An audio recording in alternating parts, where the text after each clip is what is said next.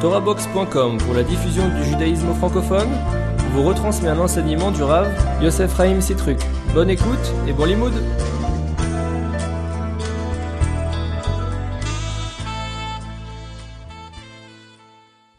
Ce cours est dédié à la mémoire de Monsieur Edmond Ezra Safra Ben Esther, Zichrono Livracha.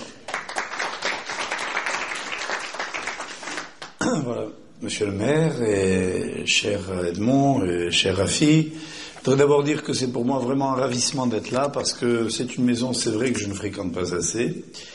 Être Hataï Ali Maskirayom, comme a dit Yosef, en son temps, du moins les chansons, et c'est vrai que je devrais être là plus souvent, mais je dois avouer que chaque fois que j'y suis, j'ai envie d'y revenir, ce qui est déjà un bon signe. Et puis, je viens d'avoir une réunion sérieuse, parce que pour une fois, j'étais à l'heure, comme quoi des miracles, et je me suis entretenu avec la direction de cet établissement pour mesurer à quel point la diversité des activités qui y sont données tous les jours, et puis, je crois, le génie inventif de ceux qui l'animent mérite notre considération et notre collaboration. Donc c'est acquis au niveau des principes et dans la mesure de mon temps, que vous savez je dois partager avec tous les juifs qui sont des gens très très exigeants, je ferai de mon mieux Beni Neder.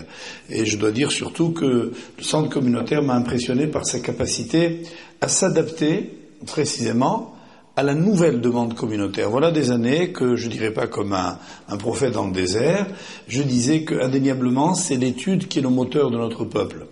C'est un peuple qui a souvent quitté là où il était. Il n'a pu emporter même pas une valise, parfois même pas des livres, juste ce qu'il savait. Parce que ce qu'on a, on peut nous le prendre, ce qu'on est, on l'emmène avec soi. Et en fait, dès lors que le peuple juif avait compris que son existence était par définition d'une extrême fragilité, il avait bien assimilé que la seule richesse était celle de l'esprit. La Gemara disait dans Nedarim, un texte du Talmud, En aniyot elab da'at. La seule pauvreté est celle de l'esprit. A contrario, la seule richesse est aussi celle de l'esprit. Dedabe, kulabe, dit la Gemara. En effet, en page 53, celui qui a cela a tout en lui. Donc un homme qui réfléchit, qui essaye, comme nous allons faire ce soir, un petit peu de s'interroger sur le parcours qu'il accomplit, est nécessairement quelqu'un de riche. Alors ce soir, on va essayer pendant un petit moment, puisqu'on m'a demandé de, malgré tout, respecter un horaire de 2h30 de conférence, d'essayer de condenser en un minimum de temps ce que j'ai à vous dire sur cette, entre guillemets, fameuse, non pas confrontation, mais comparaison entre le judaïsme et la civilisation dans laquelle nous vivons. Si vous permettez, je vais peut-être inverser un petit peu le sujet. Et partir, comme nous le faisons toujours nous en tant que juifs, d'abord et avant tout, d'un exemple précis.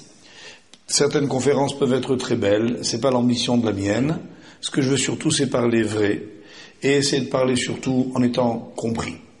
Et pour être compris, il faut parler de ce qui est proche des gens. Et qu'est-ce qui est plus proche de nous que les 70 jours qui viennent de s'écouler, et qui nous ont séparés du 11 septembre.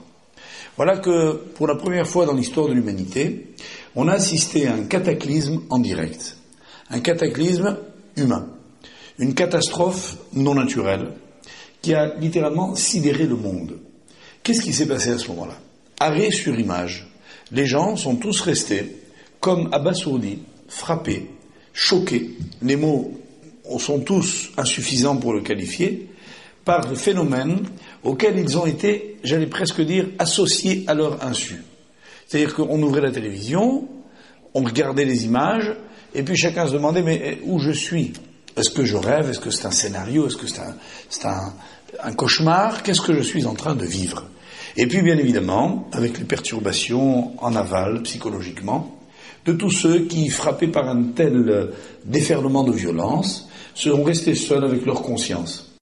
Ils ont eu leurs propres réflexions, leurs propres commentaires, chacun à son niveau, en fonction de ce qu'il était. En quoi nous, juifs, ici, à partir de cet exemple-là, je ne parle pas de notre implication indirecte, j'y viendrai peut-être, sur l'événement lui-même. Ce qui m'intéresse, c'est pas l'événement, c'est ce qu'il a provoqué. Et ce qu'il a provoqué, cet événement, c'est au fond une sorte de réflexion intérieure de chaque homme qui a réfléchi avec sa culture, avec son intelligence, avec son expérience. Nos juifs, qu'est-ce qu'on a fait? On a d'abord prié. Du moins, c'était cela que j'aurais souhaité que tout le monde fasse. Prier, ça veut dire quoi prier? Le Talmud dans la Gemara de Rosh Hashanah raconte qu'un homme un jour arrive sur un port et il entend la musique qui se rapproche, il voit une fanfare qui est en train de célébrer le lancement d'un bateau. Beaucoup de monde est sur le quai, on est devant un navire tout neuf, les voiles sont flambantes, l'équipage est impeccable et le bateau va partir. On chante, on rit, on se réjouit d'une nouvelle aventure. Et de l'autre côté du port, dans l'indifférence générale, un autre bateau arrive. Il est abîmé, il a la coque cassée, les voiles déchirées, les marins mal habillés. Ce bateau vient d'une traversée. Et cet homme dit, au fond, tout le monde se réjouit de celui qui part, sans savoir ce qu'il deviendra, et celui qui arrive le fait dans l'indifférence générale. La vie est comme ça. C'est-à-dire qu'on aime ce qui commence, on n'aime pas ce qui s'achève. C'est une dramatique erreur, dit le Talmud. Si on avait le courage, il faudrait se réjouir du jour de la mort. C'est-à-dire quand une aventure est terminée, quand une histoire est racontée, quand une fin est arrivée. Parce qu'alors, il se trouve que chacun peut regarder ce qui s'est passé. Mais quand quelque chose commence, pourquoi se réjouir et comment est-ce qu'on se réjouit? Nous, on nous a appris dans notre tradition que lorsque un enfant vient au monde, il faut prier. Prier pour qu'il soit un homme juste, un homme droit, un homme en bonne santé, un homme qui réussisse sa vie avec tout ce que ça peut signifier dans la bouche de chacun. En un mot, la prière est une sorte de prolongement de l'événement. C'est déjà notre regard sur le monde. Un juif ne regarde pas, il écoute. Il écoute ce que ce message peut signifier.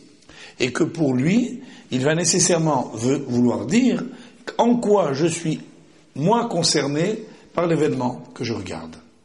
2, il va nécessairement rattacher cet événement.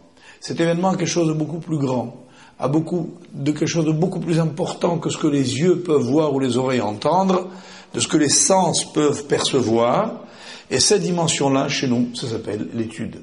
En un mot, étudier la Torah, c'est pas prendre un bain de Bible, c'est pas nager dans l'univers du Talmud, c'est pas faire état de connaissances, c'est tout simplement savoir analyser le monde. C'est regarder à la lumière des textes plusieurs fois millénaires, une sagesse infinie, capable de nous aider dans nos propres jugements.